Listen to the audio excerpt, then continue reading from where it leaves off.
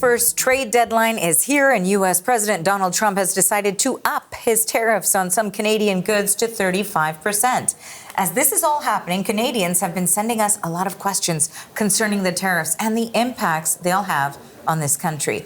We're receiving so many questions about how to best negotiate with the U.S. going forward, too.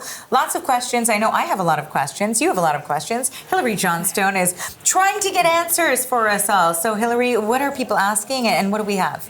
A lot of questions. And Mahmoud Nanji, who's with the Ivy Business School, who was good enough to answer some of them, said when I was talking to him about some of these questions, you know, you can tell how upset people are just by the tone of their questions. A lot of emotion here.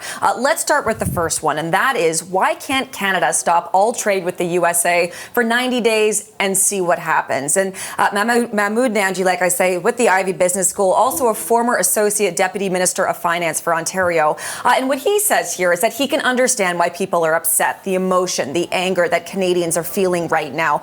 But he says that we do need to stay strong, strategic, and pursue some sort of deal here with some prudence. And he says if you were to just stop all trade with the U.S., even for a brief period of time, in his view, that would be the nuclear option, because that is a trading relationship that's worth more than $1 trillion a year. So here's a little bit more of what we heard from Mahmoud.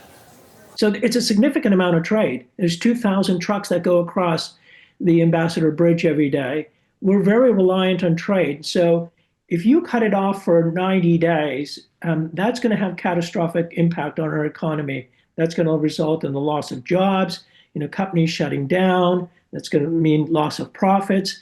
And remember, these trade relationships and company relationships have been built over years. And so if you stop supplying, and there's lots of integrated supply chains there, you stop supplying those parts, goods to potential manufacturers in the United States, now you've jeopardized that relationship, and perhaps those U.S. companies will go and find other partners. And jeopardizing that relationship, of course, is not something that Mahmoud says would be wise. And in Canada's best interest, for certain not. There are also a lot of questions, and it's interesting because you're getting a lot of questions about this. The CBC is getting a lot of questions, but I've kind of heard this conversation a lot outside too. People saying, well, if fentanyl is being used as a justification to put in these tariffs against Canada, what about what's coming from the U.S. to Canada, particularly if we're talking about firearms? Particularly firearms. And that is a question that we've been having, and one that we put to Mahmoud. Should Canada use the justification of firearms coming across the border to do something similar? This is what Mahmoud Nanji has to say here. Here's what he said a little bit earlier. It's logical for somebody to think that, hey, if he can talk about fentanyl, we should talk about guns.